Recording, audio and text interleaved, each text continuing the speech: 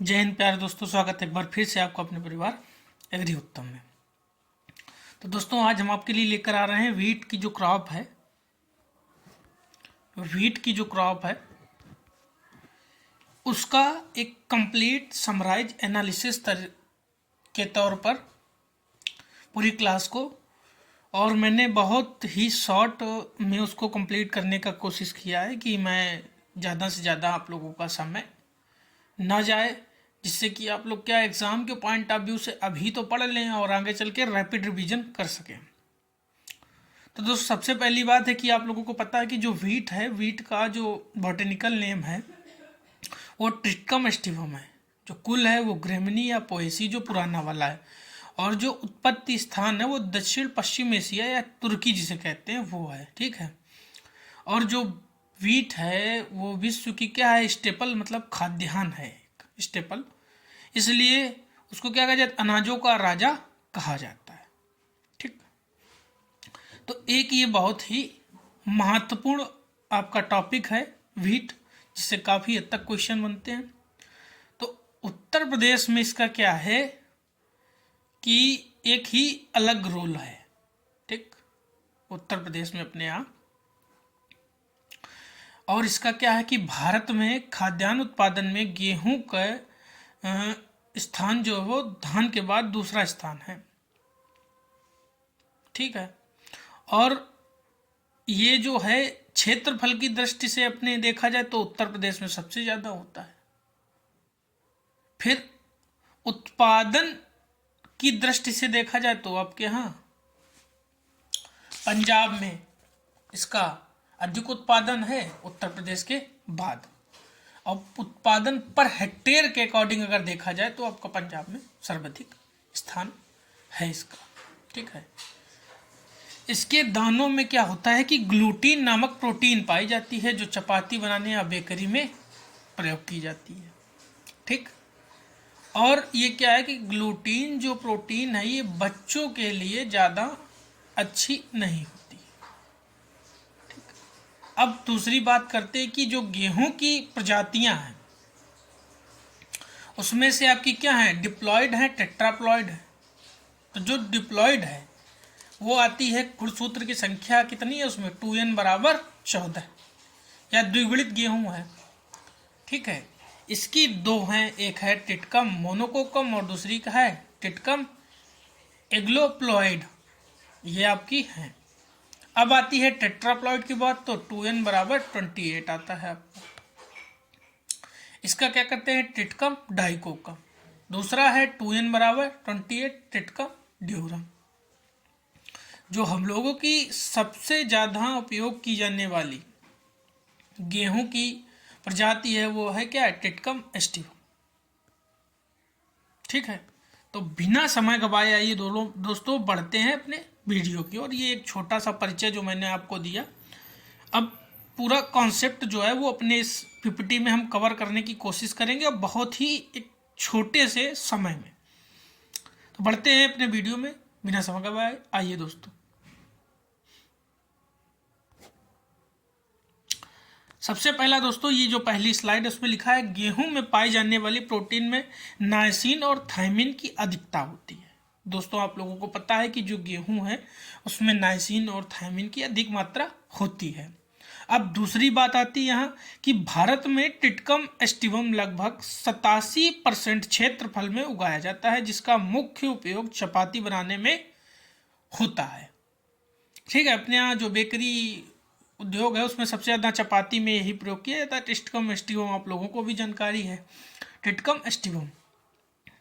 अगला पॉइंट है दोस्तों, गेहूं में ग्लूटीन की अधिक मात्रा पाए जाने के कारण बेकरी के लिए इसके आटे का प्रयोग किया जाता है, जैसा कि आपको भी मैं एक डिस्क्रिप्शन में बता चुका हूं इंट्रोडक्शन में। ठीक है। अगला क्वेश्चन आता है आपका, गेहूं के पुष्प क्रम को ईयर या स्पाइक कहा जाता है। तो यहाँ तक बातें आप लोगों को अगर समझ में आई हैं तो आगे बढ़ते हैं अपने पीपीटी में। दूसरे में है कि गेहूं का जो फल होता है वो किस प्रकार का होता है, कैरियोप्सिस प्रकार का होता है। ठीक है। इसके दाने को करनाल कहा जाता है। ये थोड़ा सा मिसप्रिंट है, करनाल कहा जाता है, केमाल लिख गया है तो टाइपिंग में थोड़ा सा एरर हो गया है, ठीक है। अब जो सबसे ज़्यादा इंपॉर्टेंट आपका पूछा जाता है वो पूछा जाता है फ्लेरिस माइनर का टेस्ट वेट कितना होता है। तो दोस्तों आप लोगों को बता दें कि जो व्हीट का टेस्ट वेट होता है वो 40 ग्राम होता है और फ्लेरिस माइनर का होता है 2 ग्राम। अगला पॉइंट है दोस्तों कि गेहूं में बौनेपन के लिए जो जीन उत्तरदायी है उसे क्या कहा जाता है। तो दोस्तों आप लोगों को जानना होगा कि उसको क्या कहा जाता है, नारिन 10 कहा जाता है, के नाम से इसे जाना जाता है, जिसे डॉक्टर नॉर्मन ई बोरलॉग 1960 में खोजा गया था उनके द्वारा, ठीक है। अब ये यहाँ तक अगर बात आपको समझ में आई है तो बताइए, आगे बढ़ते हैं अपने वीडियो में।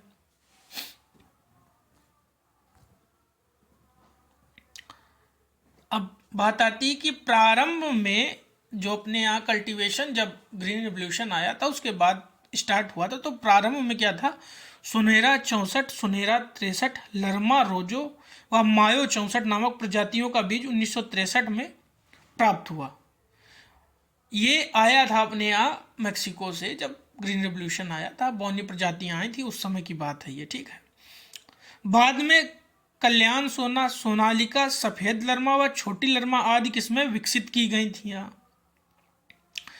हरित जो कृषि में हरित क्रांति के जन्मदाता हैं डॉक्टर नॉर्मन ई बोरलॉग को कहा जाता है। आप लोगों को सभी को पता है, बहुत ही इंपॉर्टेंट पॉइंट है, ये याद रखने योग्य है। अगला है दोस्तों 1967-68 में हरित क्रांति का आगमन हुआ था। आप लोगों को सभी को ये जानकारी है कि 1967-68 में क्या था, अपने यहाँ ग्रीन रिवॉल्यूशन आया था, और ग्रीन रिवॉल्यूशन लाने में सबसे बड़ा जो सहयोग था वो डॉक्टर नॉर्मन ई बोरलॉग जी का था। उन्होंने ही अपने यहाँ पर ग्रीन रिवॉल्यूशन में जो मैक्सिको से लाई हुई वैरायटियाँ थी, जो ये सोनोरा 64 है, सोनोरा 63 है, इनको अपने यहाँ लाकर इस्तेमाल किया गया था, ठीक है। तो यहाँ तक अगर आपको बात समझ में आई हो तो आइए बढ़ते अपने वीडियो में आगे,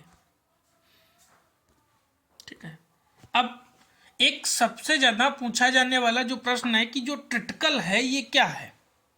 तो ट्रिटिकल गेहूं मानव निर्मित धान्य है जिसे भारत से निकाला गया है, ठीक है। अब ट्रिटिकल को गेहूं और राई के क्रॉस संकरण से बनाया गया है। जो गेहूं और राई थी उसके क्रॉस से क्या बना था, आपका ट्रिटिकल गेहूं बना था। अब अगली बात करते हैं हम लोग कि जो DT 46 ट्रिटिकल की एक किस्म है, जो DT 46 एक वैरायटी है, वो ट्रिटिकल की ही एक वैरायटी है, ये आपको याद रखना होगा। अगला क्वेश्चन है, बन सकता है जो आपका, उस पॉइंट को ध्यान में रखते हुए मैंने लिखा, गेहूं के दाने में जो प्रोटीन की मात्रा होती है वो 8 से 15% होती है, और जो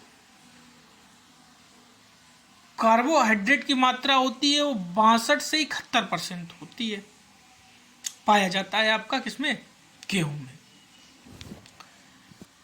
अगला दोस्तों आइए बढ़ते अपने वीडियो में आगे। ये जो आपकी प्रजातियां हैं इसमें वैरायटी जिन्हें हम लोग कहेंगे, वो आप लोगों को काफ़ी ज़्यादा याद रखनी होगी और बहुत ही महत्वपूर्ण भी हैं आपकी परीक्षा की दृष्टि से, तो आप लोगों को विशेष इस पर ध्यान देना होगा, ठीक है।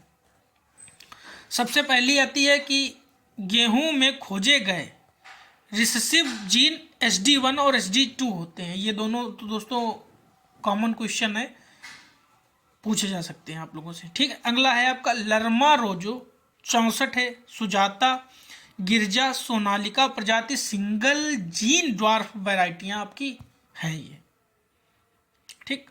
अब दूसरा पॉइंट है ये कल्याण सोना, सुनहरा 64, छोटी लरमा, HD 2009 जिसे अर्जुन कहा जाता है, और HD 2329 और जनक, ये क्या है आपकी डबल जीन ड्वार्फ वैरायटियां हैं।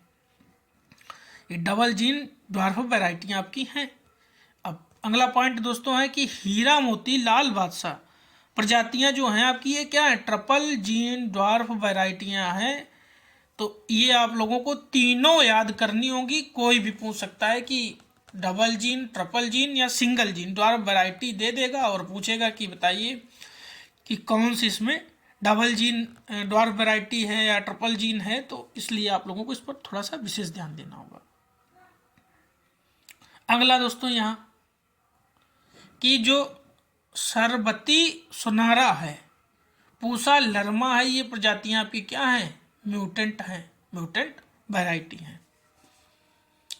अगला दोस्तों पॉइंट जो हमने रखा है वो है ये लंबी जाति के गेहूं को 3 से 4 सिंचाई तथा बौनी जाति के गेहूं को क्या है 6 से 7 सिंचाइयों की आवश्यकता होती है। ठीक, आगे बढ़ते हैं। गेहूं व राई की सह फसली को उगाने के लिए गेहूं व राई का अनुपात जो होता है वो 9:1 रखा गया। बहुत ही इंपॉर्टेंट आपका है, इसको आप लोगों को बहुत अच्छे से याद करना होगा। ये कई बार पूछा जाता है कि राई और गेहूं का जो रेशियो रहता है सह फसली में वो कितना रहता है, तो 9:1 का रहता है। ये आप लोगों को याद रखना होगा। अब गेहूं में सिंचाई की जो क्रांतिक अवस्था है वो क्या CRI है, क्राउन रूट इनिशिएशन। तो इसे क्या कहेंगे, जो कि बुआई की कब आती है 20 से 21 दिन बाद आ जाती है आपकी। ठीक, आइए बढ़ते हैं आगे अपने। और दोस्तों ये मैंने जो आप लोगों के लिए एक लिस्ट बनाई है कि सिंचाई और क्रांतिक अवस्था और बुआई की कितने दिन बाद। तो दोस्तों देखिए, पहली सिंचाई तंज मूल अवस्था क्राउन रूट इनिशिएशन के टाइम होती है, 20 से 25 दिन बाद आपकी होती है। दूसरी कल्ले निकलते समय टिलरिंग के टाइम 40 से 45 दिन बाद होती है। तीसरी गांठ बनते समय ज्वाइंटिंग स्टेज पर, वो कब होती है 60 से 65 दिन बाद होती है। चौथी दोस्तों आप लोगों की है पुष्प अवस्था फ्लावरिंग स्टेज 80 से 85 दिन। और पांचवी है दुग्ध अवस्था मिल्किंग स्टेज 100 से 105 दिन।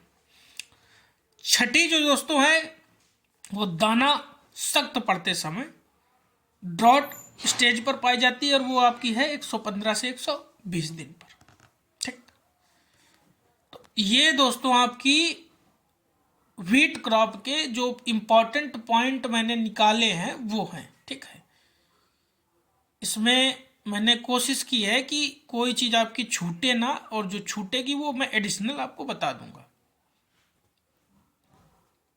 दोस्तों वीडियो में आगे बढ़ने से पहले मैं आपको थोड़ा सा बता दूं बीज दर का, और जो बीज दर का है वो एक बार सुन लो आप। जैसे सामान्य बुवाई की गई, ठीक है, तो सामान्य बुवाई के लिए आपका क्या होगा 100 kg पर हेक्टेयर बीज लगेगा। ठीक, अब अगर बात यहाँ की जाए कि असिंचित मतलब समझ रहे हो, सिंचाई की जब व्यवस्था ना हो उस दशा में आपको क्या होगा गेहूं की मात्रा को बढ़ाना होगा लगभग 125 kg पर हेक्टेयर। क्यों? क्योंकि क्या कंडीशन होती, असिंचित स्थिति में क्या होता है कुछ बहुत गेहूं नहीं जम पाता है, कुछ मारा जाता है। तो इसलिए उस कमी को फुलफिल करने के लिए हम लोग क्या करते हैं, उसकी क्वांटिटी को थोड़ा सा बढ़ा देते हैं। ठीक है, तीसरी बात यहाँ आती है दोस्तों कि जब आपके पास डिबलर हो, डिबलर से आप लोग बुआई करेंगे, डिबलर जो खूंटी वाला होता है, तब कितना लगेगा, तो आपका 25 से 30 kg पर हेक्टेयर गेहूं लगेगा, ये समझ लीजिए। ठीक है, तो ये जो हैं आपके महत्वपूर्ण जो बीज दर है वो मैंने आपको बता दी। ठीक है, अब दूसरी बात यहाँ की जाए तो पहले वीडियो कंप्लीट करते हैं फिर आपको बताते हैं। ठीक है, अपने लेक्चर को कंप्लीट करते हैं। पहला पॉइंट है यहाँ, पहला पॉइंट आप लोगों के पास ये है कि गेहूं जो वो क्या है वो C3 प्लांट है। C3 मतलब लॉन्ग डे प्लांट। अच्छा, लॉन्ग डे प्लांट जो होते हैं वो क्या होते हैं और शॉर्ट डे प्लांट क्या होते हैं, तो उसके बारे में मैं आपको बताऊं। ऐसे याद रखिएगा, सिंपल है कि जिनको फल जो है, फल है या जैसे बीज है, गेहूं का मान लीजिए बीज है, बीज को पकने के लिए लंबी अवधि वो 14 घंटे के आसपास, 12 से 14 मान लीजिए, वो सब क्या है, लॉन्ग डे प्लांट है, और जिनको कम समय चाहिए वो शॉर्ट डे प्लांट है। दूसरा आप लोग मोस्टली याद रखिएगा कि जो रबी की क्रॉपें हैं, रबी की क्रॉपें आपकी लॉन्ग डे प्लांट में आती हैं, ठीक है। और जो आपकी खरीफ की क्रॉपें हैं, खरीफ की, ये आपकी क्या होती है, शॉर्ट डे में मोस्टली आती हैं, सारी नहीं, शॉर्ट डे में मोस्टली आती हैं, और कुछ बहुत जो है वो आपकी नहीं आती हैं, ठीक। तो आइए बढ़ते हैं दोस्तों अपने वीडियो में। देखा, गेहूं, जो आपका गेहूं है वो क्या है, C3 प्लांट है, मतलब लॉन्ग डे प्लांट है। गेहूं की फसल के लिए जो एनपीके का रेशियो है वो है आपका 120 60 40। अब आप लोगों को पता तो होगा ही किस रेशियो में देते, नहीं दे पता है तो 50% जो नाइट्रोजन होता है वो पहले दे देते हैं, उसके बाद जो है 2 बार टॉप ड्रेसिंग के थ्रू दे देते हैं, ठीक है। अगला है दोस्तों, गेहूं की फसल में प्रयोग किए जाने वाले बायो फर्टिलाइजर का नाम क्या होता है, एजेटोबैक्टर। बहुत ही इंपॉर्टेंट क्वेश्चन है आपकी परीक्षा की दृष्टि से, ठीक है। अगला दोस्तों है कि राहत वन RH1 RH2 जीन का संबंध किससे है, तो गेहूं से,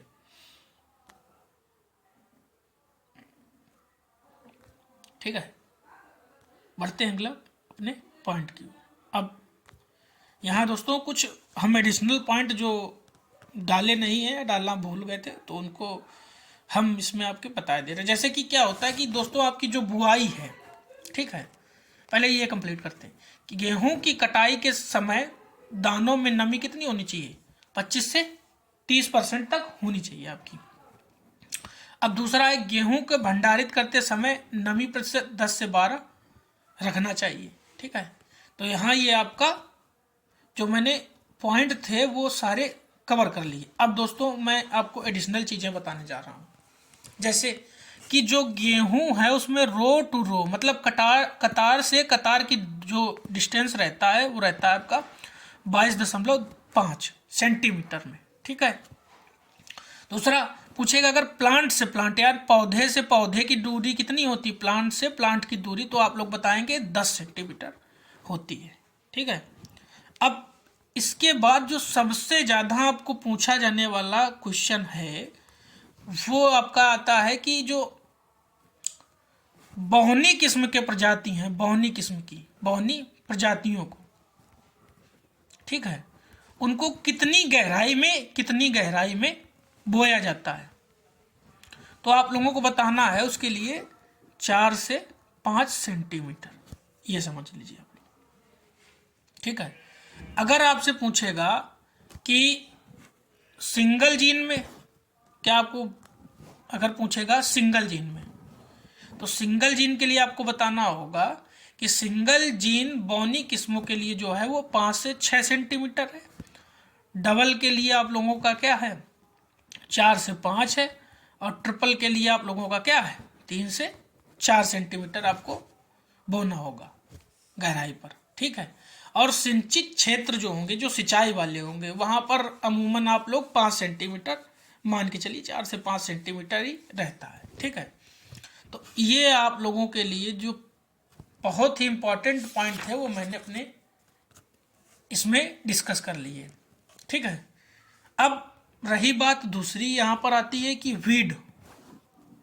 अब आप लोग कहेंगे इंसेक्ट, पेस्ट, डिजीज और उसके साथ में वीड का क्यों नहीं डिस्कस किया, इंसेक्ट पेस्ट का क्यों नहीं डिस्कस किया, तो मैं आपको बता दूं, इसके लिए हम अलग से आपके जो इंसेक्टिसाइड पेस्टिसाइड हैं, उनके इंसेक्ट हैं, डिजीज हैं, उसके लिए अलग से पीपीटी लेकर आएंगे जिसमें आपको संपूर्ण जानकारी एकदम, जैसे इसमें है बहुत ही कम समय में आप ज़्यादा चीज़ें कवर करें, तो वो चीज़ लेके आएंगे जिससे आप लोगों को ज़्यादा आराम मिले, आसानी हो पढ़ने में, ठीक है। तो मैं वही प्रयास करूंगा जिससे आप लोगों को दिक्कत कम हो, और ये जो मैं प्रोवाइड करा रहा हूँ ये इसके पीछे की कहानी है। जब आप लोगों का सपोर्ट अच्छे से मिलेगा, चीज़ें बढ़ेंगी, तो मैं आपको बताऊंगा क्यों मैंने ये कदम उठाया है, क्यों मैं चाहता हूँ कि एग्रीकल्चर में एजुकेशन फ्री हो, क्यों हर एक बच्चे को एजुकेशन मिले एग्रीकल्चर की, और क्यों एग्रीकल्चर का बच्चा पीछे ना रहे। ये मैं आप लोगों से समय आने पर डिस्कस करूंगा, सारी जानकारी आपको दूंगा, क्यों ऐसा चीज़ें मैंने शुरू की।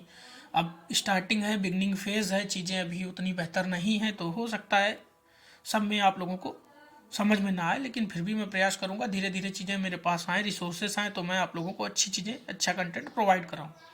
ठीक है, मिलते हैं अगले वीडियो में, तब तक के लिए जय हिंद जय भारत दोस्तों। अगर किसी को मेरे से कोई भी गलती या कोई भी परेशानी महसूस हो तो मुझे क्षमा करें, मैं अपनी तरफ से बेहतर आप लोगों के लिए चीज़ें लाने का प्रयास करूँगा। मिलते हैं अगले वीडियो में, तब तक के लिए जय हिंद जय भारत दोस्तों।